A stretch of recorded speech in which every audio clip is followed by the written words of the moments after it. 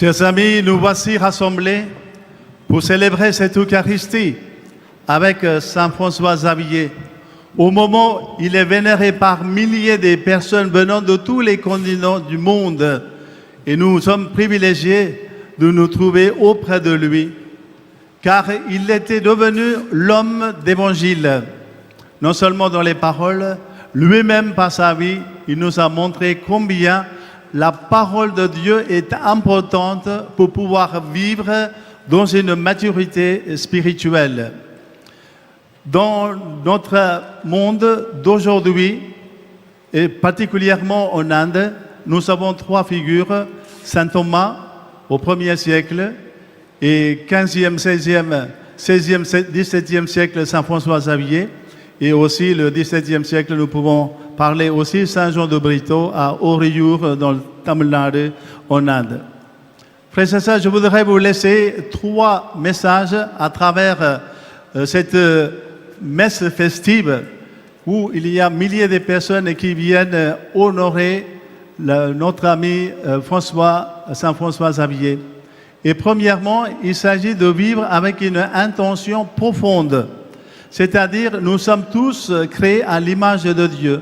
Si nous n'avons pas pris conscience de comment nous sommes créés, et nous ne pouvons pas avoir une vraie intention par rapport à celui qui nous a créés. Et deuxièmement, l'action. Cette action doit nous mener à retrouver la vraie lumière, comme François Xavier qui a retrouvé la lumière dans sa propre vie à travers l'Évangile. Il était capable de pouvoir quitter aussi tout et simplement pour le bonheur des autres. Et troisièmement, les moyens que nous employons dans notre vie à nous doivent être uniquement pour la gloire du Seigneur et pour l'amour des hommes. Comme notre pape d'aujourd'hui, il nous invite à devenir des vrais évangiles vivants, non seulement dans le monde d'aujourd'hui où on est basculé et aussi tourmenté par les vicissitudes de la vie, mais le pape Francis, il nous demande de vivre déjà dans nos propres familles afin que nous devenions des vraies lumières vivantes et aussi dans notre relation amicale, familiale, individuelle et même au sein de notre profession. Frères et sœurs, vivons pleinement comme François Xavier qui nous a montré que l'humilité est le seul chemin de la vérité.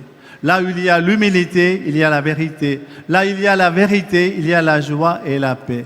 Au cours de cette célébration, demandons au Seigneur qu'il nous transforme afin que nous devenions des vrais témoins missionnaires comme François Xavier et nous aussi, nous devenions à notre tour comme des vrais missionnaires pour le bonheur du monde, déjà dans nos familles et aussi dans la vie de tous les jours. Amen.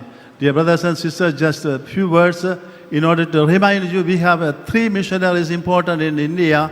The first of all, from Saint Thomas, he is from the 1st century, and also Francis Xavier, that you know him very well, because he is from the 15th and 16th century, and also, and the 17th century, also the Saint John de Brito from Oriyur, and I am very happy to have also the presence of Father Brito, Father Cyril is there, he is also a Jesuit, and also I am thanking also Father Shannon, also gave us this opportunity to celebrate with you. Especially, we came from Ile de la Réunion. This is also one district, belongs to France.